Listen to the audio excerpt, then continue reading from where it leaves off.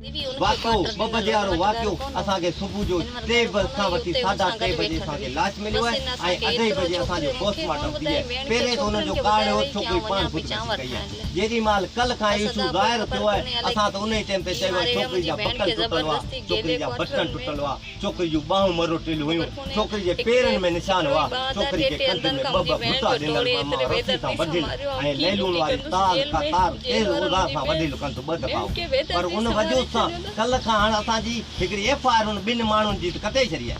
हिननि जो इहो ई इशू ते FIR बाबा जी चवण ते कटे सर अच्छे हाफ डे जी छुट्टी वठंदासीं 100 सिपाही असां जे पोयां भी लगंदा हुआ। तारे ख्याल में इहो ई हूंदो न कातिल है ॿियो सर इहो ई है न ॿियो केर गॾे जेकरे कोई जुर्म थींदो आहे न सब सही नमूने जो गोठ है ही असांजी भेण वॾी बेवा आहे।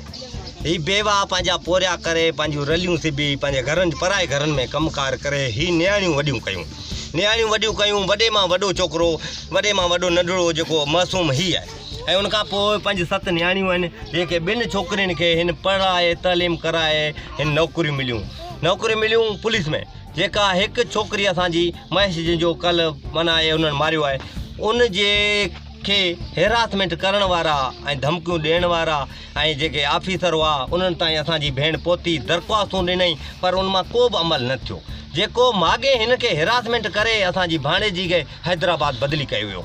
जेको कुझु थो उहो या बदिली करायो छॾनि या उनजो पघार करे बंदि करे वञनि। उनजे करे यूसुफ खोसो उन ई ॾींहुं सुबुह जो अची छोकिरी ड्यूटी ते बीठल हुई गेट ते उनखे चई तूं छो पई हिते ड्यूटी करे, तोखे कहिड़ो पावर आहे? अरे बाबा मुंहिंजी ड्यूटी आहे हिते, मूंखे ड्यूटी में आंदी आहे। उनजे करे अची शाम जो तोखे ॾिसी छॾंदुसि। पाणी जी बोतल यूसुफ खोसे जे हथ में ई उहा छोकिरी जे पेरनि में उछले रवानो थियो पर शाम त न थी। पर शाम खां अॻु में 1 ऐं 2 जे अंदरि में असांजी छोकिरी पंहिंजे क्वार्टर ते मानी ठाहिण वई। हुनखे बेदर्दी सां तारनि सां हुनखे कुई हुनजा ॿाहूं भञी हुनजा बेल्ट जा बटन उते किरिया उहो हुनखे मारे पाण फरार थी वियो। जेॾी महिल मारण खां पोइ असांजो लाश 4 खां 6 कलाक अस्पताल दर बदर पियो रहियो। को बि न डॉक्टर हुजे न को अमलो हुजे न को पोस्ट वारो मैडम करण वारो हुजे। आख़िर असांजा साफ़ी भाउ आया हुते अमलो इशू थियो।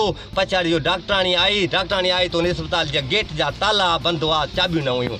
चाबियूं ताला असां तोड़िया, उन्हनि जा गेट तोड़िया। उहो पोस्टमार्टम थियो। उहा FIR लाइ असांखे सॼी राति तड़पायूं। सुबुह जो 4 बजे असां वटि SHO बि न हो, असीं वापसि वरियासीं ऐं उहो 4 बजे असांखे जनाज़ो मिलियो। हाणे असांजो मुतालबो इहो आहे असां सां इंसाफ़ कयो वञे। ही जेके 2 हिन सूबेदार SHO 2 माण्हू मुतमिन करे FIR कटे हुन पंहिंजी आग तारे छॾी। पर 2 इहे जवाबदार ज़रूरु आहिनि। हिननि खे सज़ा मिलणु खपे, हिननि खे फांसी मिलणु खपे। ऐं ॿी जांच जेका सुप्रीम हिन जेल वञा जांच कई वञे। आदिल ऐं शकूर इहे ख़ासि माना जवाबदार असांजा इहे बि आहिनि जेल जा जेके छोकिरियुनि खे ब्लैकमेलिंग करे छोकिरियुनि जा पघार रोकनि था। असुलु कानून हाणे शुरूआति जांच माना हिन जेल मां कढी वञे ऐं उनखां पोइ असांखे इंसाफ़ कयो वञे। असां सां इंसाफ़ न थियो। असांखे हिन छोकिरी खे बि ख़तरो आहे। हीअ बि ड्यूटी कंदी सुभाणे इंसाफ़ लाइ छा थींदो? या त असांखे इंसाफ़ ॾियनि, इंसाफ़ न ॾियनि असीं नंढड़ियुनि जो वरी बि इस्तीफ़ा ॾेई असीं नौकरी मां खाज करे पंहिंजे बच्चनि खे घर विहारियूं या असीं पंहिंजे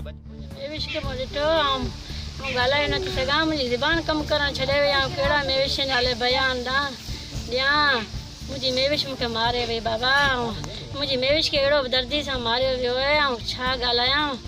नथी ॻाल्हाए सघां। नंढे मुंहिंजा मासूम बचनि जी मां आहियां। मुंहिंजी हीअ मेविश खे छा मां वञी ॾिठमि? मुंहिंजी मेविश बेदर्दी सां मारे छॾी हुई न। अहिड़ी हिनजी कहिड़ी दुश्मनी हुई जो मुंहिंजी मेविश खे इहे न मारनि। हाणे कोसो 2 साल खां ब्लैकमेल करे रहियो। मुंहिंजी बेवा जी केरु ॿुधंदो कोन हो। बेवा सां मुंहिंजी मेविश नौकरी वारी हुई। मुंहिंजो हुनजो ई कंहिं कोन ॿुधो। अहिड़ी भुंगियुनि में मां वई, मां पढ़ायो मुंहिंजे बच्चनि लाइ। मुंहिंजे बच्चनि जी तहफ़ुज़ लाइ वई सां। असांजे बच्चनि जी हीअ हालत आहे। असीं छा पढ़ायूं स्कूलनि में, असीं छा नौकरियूं करायूं? असांजा बच्चा असांजे अखियुनि जे अॻियां अहिड़ा शहीद थी विया वञनि। अहिड़ी बेदर्दी सां मारियो वञे पियो मुंहिंजे बच्चनि खे। असीं कंहिंखे दाह ॾियूं? असांजो केर बि कोन थो ॿुधे की असांखे इंसाफ़ खपे थो। असांखे इंसाफ़ खपे थो। हिनखे फांसी ते चाढ़ियो वञे यूसुफ खे ताकी अॻिते लाइ असांजूं छोकिरियूं असांजो जेके बच्चा आहिनि उन्हनि सां ईअं न थियो वञे पियो। असांजे हुन बच्चनि सां अहिड़ा बेदर्दी सां मारियो वेंदो। असीं छा असांजी ज़बान बि जवाबु ॾेई छॾियो। असांखे ॻाल्हाइण दिमाग़ में थो कमु करे। हाणे कहिड़ो बयान ॾियां? मुंहिंजी मेविश नाले मां थी मुंहिंजी जेल खां ई मुंहिंजी मेविश खे सभिनी गॾिजी हिननि मारियो आहे। सभु गॾियल आहे छो दरख़्वास्त हिनखे ख़बर कोन में पुटु जे 2 साल थियनि पिया पियूं दरख़्वास्तूं हुननि छो कोन एक्शन कयो खणनि हुआ न जॾहिं जेलनि ते पिया आहिनि सुबे बीठा आहिनि जज कहिड़ा आहिनि जेको SP आहिनि उहे को एक्शन कोन पिया खणनि त कोशिशि कहिड़े थाणनि ते वञूं कहिड़े कोर्टनि पे वञूं जेको असांजो इंसाफ़ थींदो आज नहीं चेक करो नहीं वीडियो नहीं बना रहा है ऐसे माना हिकिड़ो तमामु दर्दनाक वाक़ियो आहे हक़ीक़त में हिकिड़ी नियाणीअ जो इहे माना मर्डर थी वञणु इन में असां पुलिस खे बि रिक्वेस्ट कई आहे त फुल हर तरह सां तफ़्तीश कनि हिन में जेकॾहिं कोई जेल जो अमलो बि इन्वॉल्व आहे त उनखे बि न छॾनि छो जो हे को आम हो न आहे हे मर्डर आहे उन जे करे मुंहिंजी दर ते हूंदी त जेतिरो थी सघे इंसाफ़ कमु वठिजे ऐं हक़ु थिए। अच्छा सर ॿियूं नियाणियूं सर हुते ड्यूटी करे रहियूं आहिनि न सिर्फ़ु हिन बिरादरी जूं या हिन खां अलावा ॿियो जेको लेडीज़ पुलिस एहलकार आहे उन्हनि जी तहफ़ुज़ जी कहिड़ी ज़मानत हर जेल ते औरतूं कमु कंदियूं सर उन्हनि जी तहफ़ुज़ जी कहिड़ी ज़मानत आहे हेॾो वॾो ॾुखु हींअर वाक़ियो पेश आयो आहे ज़मानत त हाणे सुठो माहौल क्रिएट करण जी ज़मानत ॾेई सघिजे थी पर हाणे पाण खे बि थोरो केयर करणु घुरिजे त जंहिं नमूने पंहिंजो तव्हां वक़्तु था गुज़ारियो उन वक़्तु जेके तव्हां हाणे था सोचो ॻाल्हियूं उहो तव्हांखे अॻु में बि सोचणु घुरिजे न त नियाणियुनि खे जंहिंजी शादियूं थियल आहिनि असां ॾियण लाइ तयारु आहियूं त उते पंहिंजे हुन में रहनि पंहिंजे क्वार्टर्स में पंहिंजे मर्दनि सां रहनि ऐं हिन में हीअ त रहे पंहिंजे मर्द सां पई पर जंहिं ते मर्डर जो इल्ज़ाम आहे उहो बि चयो त असांजे घर जो भाती आहे उनखे तव्हां छा था करे सघो। अच्छा सर पंहिंजो इहा अदी जेका पंहिंजो मरूमा आहे उनजे तरफ़ां पंहिंजो 2023 में बि हिकिड़ो पंहिंजो लिखत में जेको आहे उहो एफिडेविट बि ॾिनो वियो हो त पंहिंजो हीउ जेको फलाण छोकिरो आहे इहो पंहिंजो इन सां मुंहिंजो को बि तालुक़ु कोन्हे उहो जॾहिं ॾिनो वियो त जेल इंतज़ामिया उन ते कहिड़ा पंहिंजो जेके आहिनि उहो उपाउ वरिता थियो इहो मां हुन कोन हुयसि हिकिड़े IG साहब खे रिपोर्ट मिली त जेल जो माहौल ख़राबु थो थिए ऐं हिननि खे महिरबानी करे अलॻि अलॻि जेलनि ते तव्हां हिनखे शिफ्ट कयो पोइ जेका मरूमा